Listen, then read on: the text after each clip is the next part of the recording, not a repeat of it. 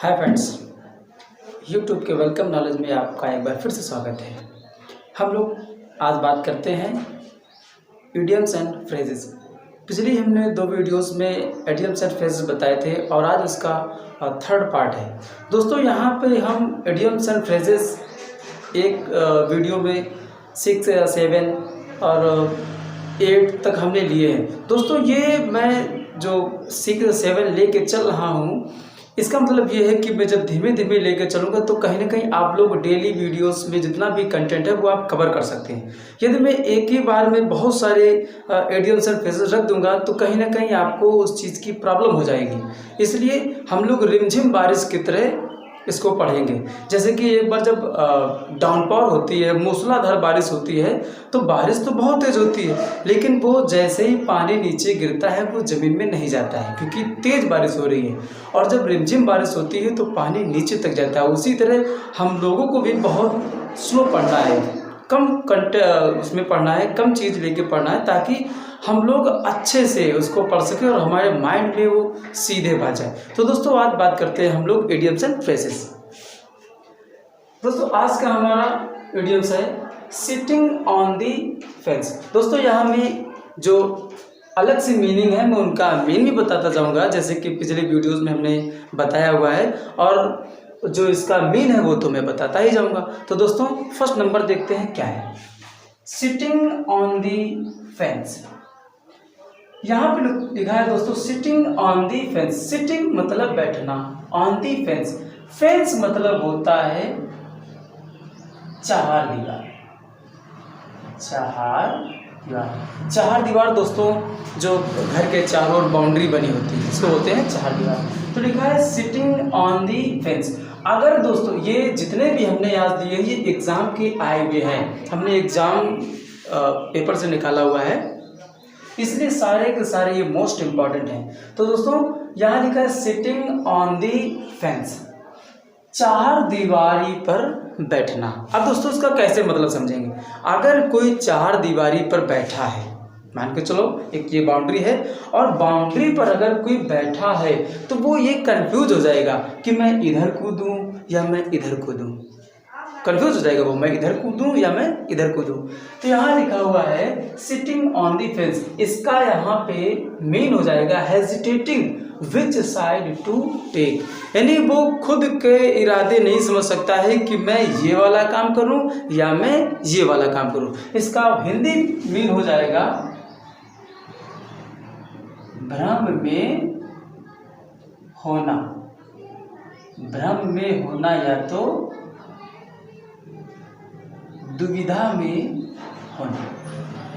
भ्रम में होना या दुविधा में होना। दोस्तों फिर से देख लेते हैं।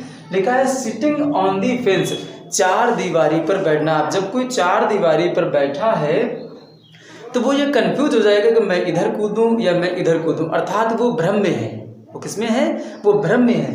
तो यहाँ पे लिखा हुआ है आंसर हमारा, यहाँ पे अगर ये वाला ऑप्शन आएगा तो आपको टिक कर देना होगा, hesitating which side to take, यानी कि हिचकिचाहट कि वो कौन सी दिशा ले। तो इसका मतलब हमने लिखा हिंदी में भ्रम में होना या तो दुविधा में होना। दोस्तों समझ में आया होगा। अब हम लोग नेक्स्ट इडियम से बात, और दोस्तों इसके बाद हमारा एक बाकी है फेल थ्रू।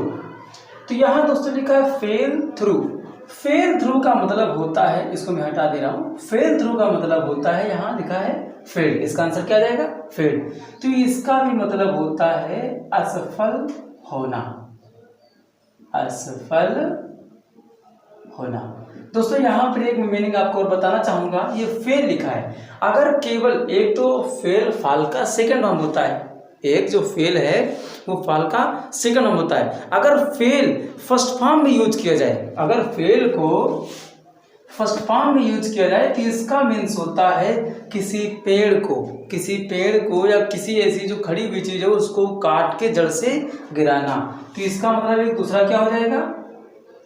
काट कर गिराना। जैसे कि कोई पोल खड़ा है, कोई पेड़ खड़ा है तो उसको नीचे से काट के और ऐसे गिराना, उसको भी बोल देते हैं हम लोग फेल। बात करते हैं, लिखा है चैट बाय जा। दोस्तों यहाँ पे जा मीनिंग आपने बहुत पहले पढ़ी होगी और अगर नहीं भी पढ़ी है तो मैं बता रहा हूँ।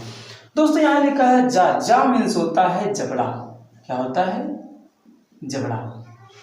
और इसी तरीके से एक मीनिंग होती पा, पा मीन्स होता है पंजा, टीएडब्ल्यू। यहाँ पे मैं लिख के दे रहा हूँ, तो यार यहाँ कोई रिलेशन नहीं है, लेकिन मैं उसको बता दे रहा हूँ। जा जबड़ा होता है और पा पंजा होता है, ये पंजा। तो यहाँ पे बात करते चैट बाय जा। चैट मतलब होता है बात करना, बाय जा जबड़े से बात करना, ये जबड़े के द्वारा बात करना। तो देखो यहाँ पे जबड़े के द्वारा बात करना। अब जबड़े के द्वारा कोई कैसे बात करेगा? बात तो जीभ से होती है ना, लेकिन जबड़े के द्वारा बात करना मतलब कि क्या है? इशारों में बात करना, एक्सप्रेशन, चेहरे के एक्सप्रेशन से सामने वाले को अपनी बात समझाना। तो यहाँ पे क्या हो जाएगा? चेहरे से, इसका मीन हो जाएगा चेहरे से बयां करना। दोस्तों देखा होगा कि कुछ लोग होते हैं जब गुस्सा होते हैं तो उनका बोलते कम है, लेकिन उनका चेहरा बता देता है कि वो कुछ बोल रहे हैं, वो गुस्सा कर रहे हैं। तो वही चीज़ यहाँ पे लिखी है चैट बाय जा, मतलब चेहरे से बयां करना, चेहरे से बताना, चेहरे से अभिव्यक्त करना। तो यहाँ हो जाएगा ऑप्शन में हमारा आएगा टंग टाइड। टंग टाइड, जीभ को जब कोई टाइट कर लेगा, रोक लेगा, तो वो कैसे बात करेगा? वो बात नहीं कर पाएगा, वो इशारे से बात करेगा। दोस्तों समझ में आया होगा। अब मैं बात करता हूँ थर्ड इडियम्स की। लिखा है to pick with his cousin. To pick with his cousin, अपने कजिन, चचेरा भाई, चचेरी बहन। तो चचेरे बहन के साथ, पिक, पिक मतलब होता है उठाना, चचेरी बहन या चचेरे भाई के साथ उठाना। अब आप लोग हैं और आपके कोई अंकल का लड़का है या लड़की है, तो आप लोगों के जो विचार होंगे सेम तो नहीं सोचते होंगे कि आपके अंकल का लड़का एमबीए करने वाला है तो आप भी एमबीए करेंगे, ऐसा नहीं हो सकता। आप अलग सोच रहे हैं, वो अलग सोच रहे हैं। तो यहाँ पे क्या है, इसका ऑप्शन दिया होगा डिफरेंस ऑफ ओपिनियन। तो इसका मतलब सीधा हो जाएगा कि to pick with his cousin, अर्थात जो अंकल के लड़के हैं और हम हैं, दोनों में कोई सिमिलरिटी नहीं है। तो इसका मतलब क्या हो जाएगा? विचारों में भेद। इसका मतलब क्या हो जाता है? विचारों में भेद या तो विचारों में अंतर। ये वाला ऑप्शन आएगा, आप लोग आराम से इजीली टिक कर देना। अब मैं नेक्स्ट की बात करता हूं। लिखा है to impress the gathering. To impress the gathering, gathering भीड़, भीड़ इकट्ठा हो रही है। तो टू इम्प्रेस, इम्प्रेस होता है प्रभाव डालना, आकर्षित करना। तो टू इम्प्रेस दी गैदरिंग, जो भीड़ इकट्ठा हो रही है उसको आकर्षित करना, जो भीड़ इकट्ठा हो रही है उसको आकर्षित करना। तो यहाँ पे क्या हो जाएगा? इसका आंसर दिया हुआ है हिंटिंग एट हाई कनेक्शन। क्या मतलब है? हिंटिंग एट हाई कनेक्शन, अर्थात इसका मीन हो जाएगा लोगों के साथ। क्या हो जाएगा? लोगों के साथ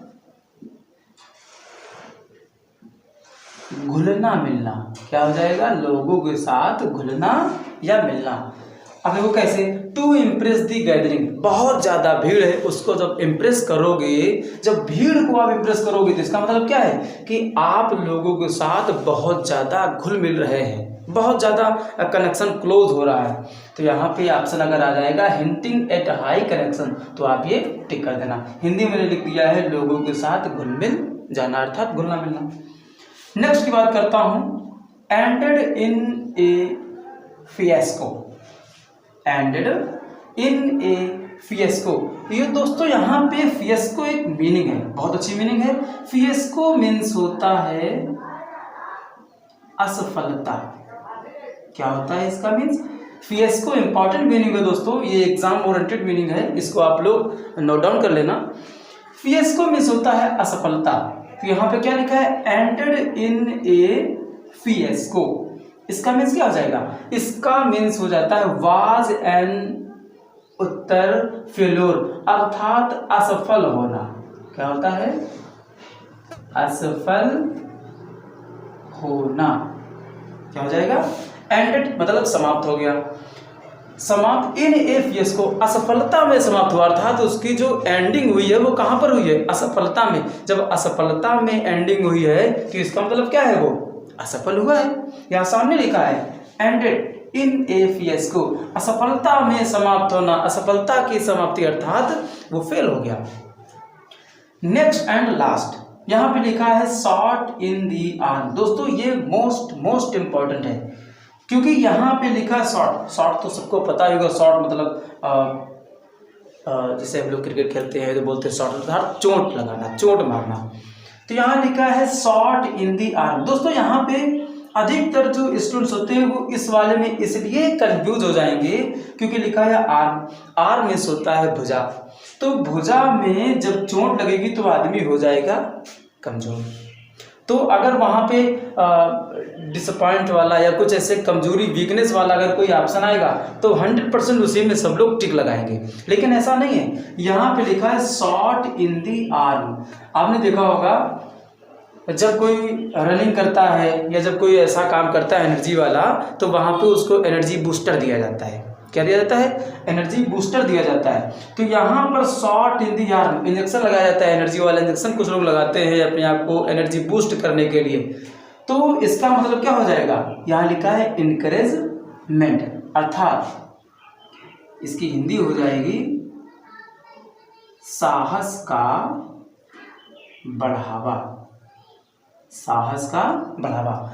दोस्तों यहाँ पे जब आपके हाथ में इंजेक्शन लगेगा, एनर्जी का इंजेक्शन लगेगा, बूस्टर आपको मिल जाए, बूस्ट किया जाएगा आपको, तो कहीं ना कहीं आपके उत्साह में बढ़ावा आ गया, आपको ज़्यादा उत्साह किया गया है। तो इसका मतलब क्या हो जाएगा? साहस का बढ़ावा, जिसका ऑप्शन है इनकरेजमेंट। या उत्साह से और कुछ रिलेटेड आ जाएंगे तो आप लोग वहाँ पे टिक कर देना। तो दोस्तों आज का सेशन कैसा लगा है? अगर अच्छा लगा है तो लाइक एंड सब्सक्राइब करें। और हाँ दोस्तों, अगर हमारा वीडियो आप पहली बार देख रहे हैं तो नीचे दी हुई रेड बटन को जरूर प्रेस करें।